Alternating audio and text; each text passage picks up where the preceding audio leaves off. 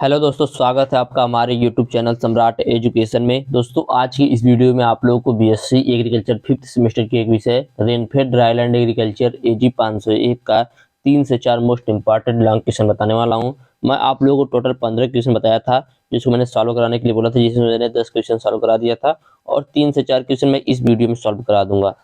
ठीक है, तो आप लोग पीछे का और ये वीडियो देख लेंगे तो आप लोगों का 85% क्वेश्चन इसी में से आ जाएगा। तो चलिए स्टार्ट करते हैं। आज का पहला क्वेश्चन जो है 11वां क्वेश्चन, जल समेट प्रबंधन से आप क्या समझते हैं?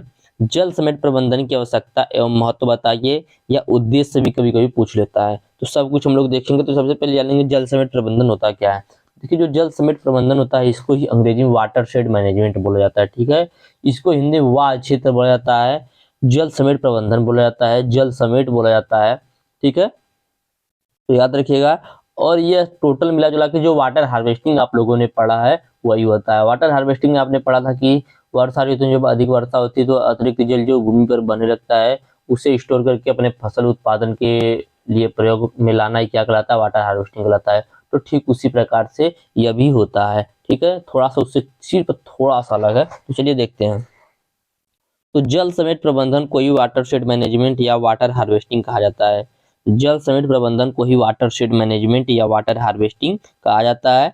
जब वर्षा ऋतु में अधिक वर्षा होती है तो अतिरिक्त जल जो भूमि पर बहने लगता है, जब वर्षा ऋतु में अधिक वर्षा होती है तो अतिरिक्त जल जो भूमि पर बहने लगता है उसे नदियों, तालाबों आदि में एकत्रित करके कृषि के लिए प्रयोग में लाना या कृषि के लिए प्रयोग में लेने की प्रक्रिया को ही जल समेट प्रबंधन कहा जाता है। ठीक है, जल समेट मतलब जल को समेटने के लिए जो जो हम प्रबंध करते हैं उसी को जल समेट प्रबंधन बोला था। ठीक है, यहाँ पर जल को समेटने के लिए हम तालाब, नदी आदि, झील का प्रयोग कर रहे हैं। ठीक है, तो जल समेट क्या होता है समझ में आ गया? जल समेट प्रबंधन, जब वर्षा ऋतु में अधिक वर्षा होती है तो अतिरिक्त जल जो भूमि पर बहने लगता है उसे नदियों, तालाबों आदि में एकत्रित करके कृषि के लिए प्रयोग में लेने की प्रक्रिया को जल समेट प्रबंधन कहा जाता है।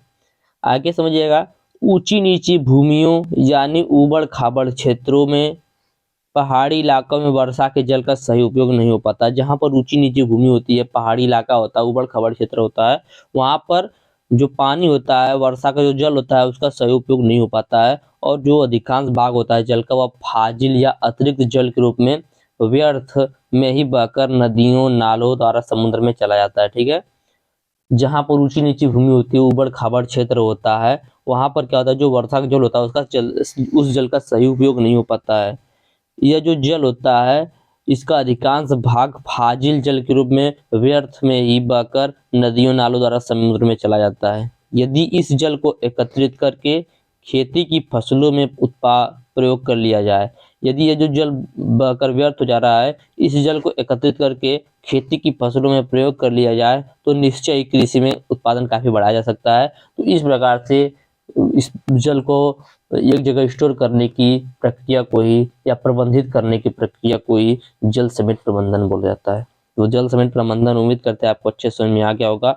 वाटर हार्वेस्टिंग की जैसा ही ठीक है, इसमें इतना मैंने बताया कि जहाँ वो ऊंची नीची भूमि होती है, उबड़ खाबड़ क्षेत्र होते हैं या पहाड़ी इलाका होता है, वहां पे वर्षा का जल जो होता है उसका सही उपयोग नहीं हो पाता, उसका अधिकांश भाग फाजिल जल के रूप में व्यर्थ में ही बहकर नदियों, नालों और समुद्र में चला जाता है। यदि ये जो जल बहकर व्यर्थ हो जा रहा है इसी जल को एकत्रित करके खेती में प्रयोग कर लिया जाए तो इससे निश्चय काफी कृषि में अधिक लाभ होगा, अधिक उत्पादन होगा। इसी प्रकार के प्रोसेस को ही जल समेट प्रबंधन बोला जाता है। चलिए देखते हैं जल समेट प्रबंधन की क्या आवश्यकता है। जल समेट प्रबंधन की आवश्यकता है तो देश में बढ़ती जनसंख्या के कारण विभिन्न जल निकायों जैसे नदियों, झीलों और तालाबों में प्रदूषण का स्तर दिनों दिन बढ़ता जा रहा है। ठीक है, हमारा जो भारत देश है इसकी जनसंख्या लगातार बहुत तेजी से बढ़ रही है। इससे क्या हो रहा है, इससे विभिन्न प्रकार के जो निकाय हैं जैसे नदी, तालाब, झील, इनमें प्रदूषण का स्तर भी दिनों दिन बढ़ता जा रहा है। क्योंकि आज के समय में देखेंगे कोई कुछ खाता भी है तो कहीं पर भी फेंक देता है, इससे भी प्रदूषण होता है। तो यहाँ पर हम लोग जल प्रदूषण के बारे में जान रहे हैं। तो देश में इतनी ज्यादा जनसंख्या बढ़ रही है, इसके कारण क्या हो रहा है, केमिकल का भी ज्यादा से ज्यादा यूज हो रहा है और केमिकल जो होता है वो उससे जो फैक्ट्रियाँ होती है वहाँ का जो केमिकल वाला पानी होता है पूरा नदियों, तालाबों, झीलों आदि में जाता है। इससे क्या होता है, इससे वो क्या होती है, प्रदूषित होती हैं। इसी को प्रबंधित करने के लिए जल समेट प्रबंधन को अपनाया जाता है। तो देश में बढ़ती जनसंख्या के कारण विभिन्न जल निकाय जैसे नदियों, झीलों और तालाबों में प्रदूषण का स्तर दिनों दिन बढ़ता जा रहा है। इसके लिए हमें जल समेट प्रबंधन की आवश्यकता है। अगला, देश के अधिकांश हिस्सों में जल का स्तर अपेक्षाकृत काफी नीचे चला गया है। हमारे जो भारत देश है, यहाँ पर अधिकांश क्षेत्रों में जल का जो स्तर है वो काफी नीचे चला गया है। इसके लिए हमें जल समेट की आवश्यकता है। तो यूनेस्को की एक रिपोर्ट के अनुसार भारत जो है दुनिया में भूमिगत जल का सर्वाधिक उपयोग करने वाला देश है। हमारा जो भारत देश है, यहाँ पर जो भूमिगत जल होता है इसका सबसे अधिक प्रयोग किया जाता है। यदि हम लोग यहाँ पर जल समेट अपनाएंगे तो हमारा जो जल का लेवल है वो थोड़ा ऊपर भी आएगा। ठीक है, यदि फिर उसी में से जल निकालते रहेंगे तो और नीचे चलता चला जाएगा। अगला पॉइंट है, जल प्रबंध देश में कृषि की बेहतरी के लिए कुशल सिंचाई पद्धतियों को विकसित करने में मदद करता है। जल का जो प्रबंध होता है वह देश में कृषि की बेहतरी के लिए कुशल सिंचाई पद्धतियों को विकसित करने में मदद करता है। इसलिए हमें जल प्रबंधन की आवश्यकता है, जल समेट प्रबंधन की आवश्यकता है। आगे देखते हैं अगला पॉइंट, जल संसाधन सीमित हैं और हमें उन्हें अगली पीढ़ी के लिए भी बचा कर रखना है। यह उचित जल प्रबंधन के अभाव में संभव नहीं हो सकता। ठीक है, जो जल का जो देखिए जो जल है इसका जो संसाधन है, जल कहाँ से आता है, भूमि से आता है, लेकिन ये सीमित मात्रा में उपलब्ध है और उन्हें अगली पीढ़ी के लिए भी हमें, जैसे हमारे पूर्वजों ने हमारे लिए छोड़ा था वैसे हम लोग भी अपने आने वाली पीढ़ी के लिए जल को छोड़े, तो ऐसा इसमें बोला जा रहा है। ठीक है, तो जल संसाधन सीमित है और उन्हें अगली पीढ़ी के लिए भी बचा कर रखना जरूरी है। यह उचित जल प्रबंधन के अभाव में, मतलब यदि हम उचित जल का प्रबंधन नहीं करेंगे, उचित जल प्रबंधन का अभाव रहेगा तो यह संभव नहीं हो सकता है। ठीक है, आगे देखते हैं, बढ़ती जनसंख्या के कारण विभिन्न जल निकाय प्रदूषित हो रहे हैं। बढ़ती जनसंख्या के कारण विभिन्न प्रकार के जो जल निकाय हैं वह प्रदूषित हो रहे हैं। इसका इन सभी का निष्कर्ष यही निकल कर के आया, उसको मैंने एक जगह लिख दिया ताकि आप लोगों को इसी जगह से पूरा समझ में आ जाए। ठीक है, तो बढ़ती जनसंख्या के कारण विभिन्न प्रकार के जल निकाय प्रदूषित हो रहे हैं। इन्हें कम करने तथा घटते जल स्तर को रोकने के लिए, कृषि को सफलतापूर्वक करने आदि कार्यों के लिए जल समेट प्रबंधन की आवश्यकता है। ठीक है, बढ़ती जनसंख्या के कारण विभिन्न जल निकाय प्रदूषित हो रहे हैं, इन्हें कम करने तथा घटते जल स्तर को रोकने के लिए, कृषि को सफलतापूर्वक करने आदि कार्यों के लिए जल समेट प्रबंधन की आवश्यकता है। ठीक है, चलिए देखते हैं इसका उद्देश्य क्या है, जल समेट प्रबंधन का क्या उद्देश्य है।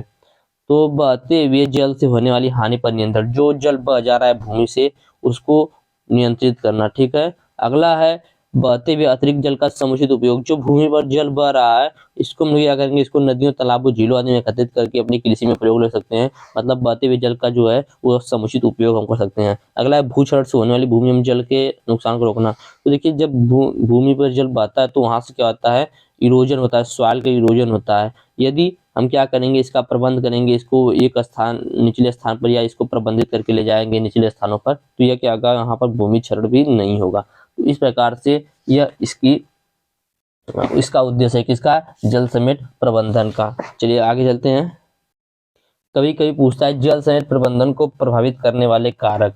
ठीक है, जल समेट प्रबंधन को प्रभावित करने वाले कारक कौन कौन से हैं, तो थोड़ा सा देखिएगा, मैं थोड़ा सा ऐसे ही बताऊंगा, दो चार पॉइंट।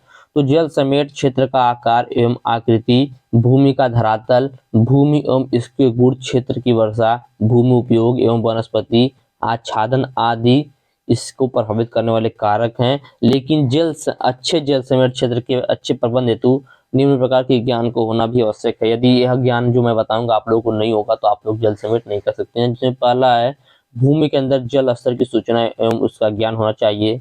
दूसरा पॉइंट है, भूमि एवं भूमि उपयोग के आंकड़ों की जानकारी होनी चाहिए। बलुई भूमि में भारी भूमि की अपेक्षा अधिक रिसाव दर होती है, इसकी भी जानकारी आप लोगों को होनी चाहिए। अगला है, आर्थिक एवं सामाजिक आंकड़ों की जानकारी होना चाहिए। नमी उपलब्धता अवधि के अनुसार फसल एवं किस्म का चुनाव करना चाहिए। मौसम की असफलता में आकस्मिक फसल योजना अपनानी चाहिए। आकस्मिक फसल योजना क्या होता है मैंने आप लोगों को बताया हुआ है पिछले वीडियो में। अगला है, उर्वरकों का मध्यम उपयोग करना चाहिए। तो इस प्रकार से यदि इन सभी का हम उपयोग करेंगे तो हम जल समेट कर सकते हैं। और प्रभावित करने वाले कारक जो मैंने आपको पहले बता दिया, तो जल समेट प्रबंधन को प्रभावित करने वाले कारक कौन कौन से, बार फिर सुनिएगा। तो जल समेट क्षेत्र का आकार, ठीक है, आकृति, भूमि का धरातल, भूमि एवं उसके गुण, क्षेत्र की वर्षा, भूमि उपयोग एवं वनस्पति आच्छादन, यह जो मैंने आप लोग बताया यह सब जल समेट प्रबंधन को प्रभावित करने वाला कारक है। ठीक है, चलिए चलते अगले क्वेश्चन पे। अगला क्वेश्चन है, परिशुद्ध कृषि किसे कहते हैं, इसका लाभ और इसको बताइए। परिशुद्ध कृषि को प्रिसीजन फार्मिंग या प्रिसीजन एग्रीकल्चर भी बोला जाता है, याद रखिएगा। और बहुत इंपॉर्टेंट क्वेश्चन है आपका जियो इन्फॉर्मेटिक्स या नैनो टेक्नोलॉजी में पूछ सकता है, उसमें पूछता है 100% और इसमें भी पूछता है। ठीक है, तो दोनों के लिए बहुत इंपॉर्टेंट है, आप लोग ध्यान दीजिएगा। तो चलिए देखते हैं परिशुद्ध कृषि क्या होता है, पहले समझ लीजिएगा।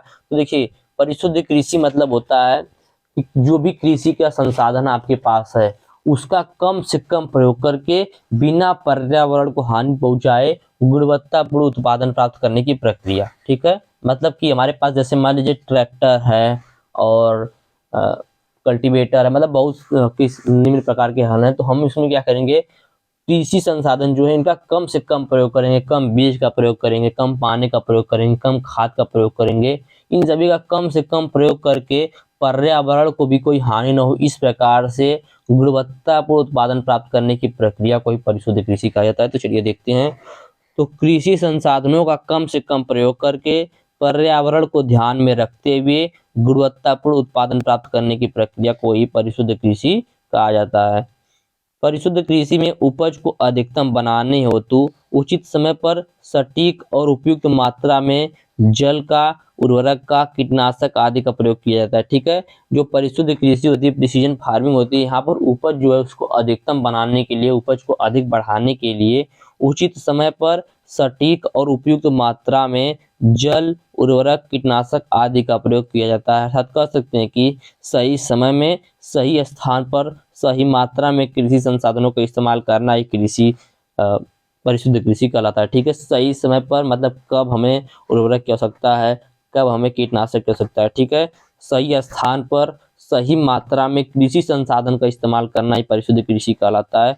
तो यह तो था परिशुद्ध कृषि क्या होता है, मैंने आप लोगों को बताया। फिर सुनिएगा कि कृषि संसाधनों का कम से कम प्रयोग करके पर्यावरण को ध्यान में रखते हुए गुणवत्तापूर्ण उत्पादन प्राप्त करने की प्रक्रिया को परिशुद्ध कृषि कहा जाता है। परिशुद्ध कृषि में उपज को अधिकतम बनाने के लिए उचित समय पर सटीक और उपयुक्त मात्रा में जल, उर्वरक, कीटनाशक आदि का प्रयोग किया जाता है। अर्थात कह सकते हैं कि सही समय पर सही स्थान पर सही मात्रा में कृषि संसाधनों को इस्तेमाल करना ही परिशुद्ध कृषि कहलाता है। इससे लाभ देखते हैं क्या है। तो इससे पहला लाभ है कि कुल उपज में वृद्धि होता है। ठीक है, परिशुद्ध कृषि से क्या होता है, जो भी कुल उपज होता है उसमें वृद्धि होता है। अगला है भूक्षरण से रोकथाम। भूक्षरण से रोकथाम मिलता है। ठीक है, मतलब जो भूमि का क्षरण होता है वह नहीं होता है। उत्पादन लागत में कमी होती है, कम पर्यावरण पर प्रभाव पड़ता है, जल संसाधनों का कुशल उपयोग हो जाता है, कृषि प्रबंधन में बेहतर निर्णय लेने के लिए उपयुक्त होता है और किसानों को शिक्षित होना इसमें बहुत ही आवश्यक होता है। ठीक है, यदि किसान शिक्षित नहीं रहेंगे तो यह जो परिशुद्ध कृषि है इसको नहीं कर पाएंगे। ठीक है, तो यह था इसका लाभ, कुल उपज में वृद्धि, मृदा क्षरण से रोकथाम, उत्पादन लागत में कमी, कम पर्यावरण प्रभाव, जल संसाधनों का कुशल उपयोग, कृषि प्रबंधन में बेहतर निर्णय लेना, किसानों का शिक्षित होना। इसका स्कोप देखेंगे या इसकी सीमा, स्कोप या सीमा बोल सकते हैं इसको। ठीक है, तो छोटे खेतों का आकार, फसल प्रणाली की विविधता, नए कौशल की आवश्यकता वाले उपकरणों व तकनीकों की जटिलता, नई तकनीक के बारे में किसानों को बताने की आवश्यकता, स्थानीय तकनीक विशेषज्ञता का अभाव, उच्च प्रारंभिक निवेश, यह इसकी स्कोप है। ठीक है, छोटे खेतों का आकार, फसल प्रणाली की विविधता, नए कौशल की आवश्यकता वाले उपकरणों व तकनीकों की जटिलता। दूसरा है नई तकनीक के बारे में किसानों को बताने की आवश्यकता, और अगला स्थानीय तकनीक विशेषता का अभाव, और अगला है उच्च प्राथमिक निवेश। तो यह था इसका स्कोप। चलिए चलते हैं अगले क्वेश्चन पे, जो भी क्वेश्चन बहुत ज्यादा इंपॉर्टेंट है। तो अगला क्वेश्चन है रेनफेड एग्रीकल्चर में अपनाई जाने वाली विभिन्न प्रकार की सिंचाइयों के बारे में बताइए। तो विभिन्न प्रकार की सिंचाइयों के बारे में देखेंगे, छोटा छोटा मैंने पॉइंट यहाँ पर लिया हुआ है। तो रेनफेड एग्रीकल्चर एक प्रौद्योगिकी है जो कृषि में सिंचाई की विभिन्न तकनीकों का उपयोग करती है ताकि बारिश के पानी का अधिशेष सुदृढ़ किया जा सके और सुधारा जा सके। तो विभिन्न प्रकार की तकनीकों को हम लोग डायरेक्ट देख लेते हैं। ठीक है, उधर से कोई जरूरत नहीं है। तो पहला है ड्रिप इरिगेशन। ठीक है, ड्रिप इरिगेशन तो यह एक प्रभावी सिंचाई प्रणाली है जिसमें पानी को सीधे पौधे के निचले हिस्से में दिया जाता है, जो पानी की बर्बादी को कम करता है और पौधे को पर्याप्त मात्रा में जल को प्रदान करता है। दूसरा स्प्रिंकलर इरिगेशन या स्प्रिंकलर सिंचाई, तो इसमें पानी को उच्च दबाव वाले पाइप से छिड़क कर उपयोग किया जाता है, जो पर्याप्त पानी के छिड़काव को सुनिश्चित करने में मदद करता है। यह जो स्प्रिंकलर सिंचाई होता है इसको 5 नंबर में पूछ लेता है, स्प्रिंकलर सिंचाई क्या होता है। तो यह जो स्प्रिंकलर सिंचाई होता है इसमें वर्षा के रूप में पानी निकलता है। ठीक है, याद रखिएगा, इसमें बहुत ज़्यादा प्रेशर होता है और एक से छिद्र कर दिया, उसमें होल कर दिया जाता है और वहाँ पे क्या लगा दिया जाता है, एक नोजल लगा दिया जाता है जहाँ से वर्षा की तरह जल जो होता है ऊपर जाता है, ऊपर से वर्षा की तरह नीचे गिरता है। ठीक है, तो अगला है सब सबसे सॉरी सरफेस इरिगेशन। इस प्रकार की सिंचाई में पानी भूमि के नीचे सीधे पहुंचाया जाता है, जो वाष्पीय प्रक्रिया को कम किया जिससे वाष्पीय प्रक्रिया को कम किया जा सकता है और पानी का उपयोग बेहतर तरीके से होता है। अगला है माइक्रो इरिगेशन। ठीक है, माइक्रो इरिगेशन, तो इसमें पानी को छोटे प्रकार के नलिकाओं या स्प्रिंकलरों के माध्यम से गहराई में सीधे पौधों के पास पहुंचाया जाता है। यह तकनीक पानी की बर्बादी को कम करता है और पानी के छिड़काव को अधिक उत्तम बनाता है। तो यह था आप लोगों का 4 क्वेश्चन। एक क्वेश्चन इसमें और था कि बारानी की ऋषि क्या है, बारानी की ऋषि क्या सकता है बताइए, जो कि मैंने आप लोगों को इसके पिछले वाले वीडियो में 10वें क्वेश्चन में बताया हुआ है, तो आप लोग उसको भी देख लीजिएगा जरूर से। ठीक है, देखिए बारानी खेती दे देगा, कहीं कहीं पे दे देगा शुष्क भूमि कृषि, दोनों बात एक ही है। ठीक है, तो ये जो मैंने क्वेश्चन बताया बहुत ही ज़्यादा इंपॉर्टेंट है और इसके बाद भी एक वीडियो बनाना पड़ेगा क्योंकि अभी पूरा क्वेश्चन खत्म नहीं हुआ है और आज ही आप लोगों का एग्जाम है। तो वीडियो अच्छा लगा होगा तो वीडियो को लाइक कर दीजिएगा, चैनल को सब्सक्राइब कीजिएगा, अपने दोस्तों के पास शेयर भी जरूर कीजिएगा। धन्यवाद, जय हिंद।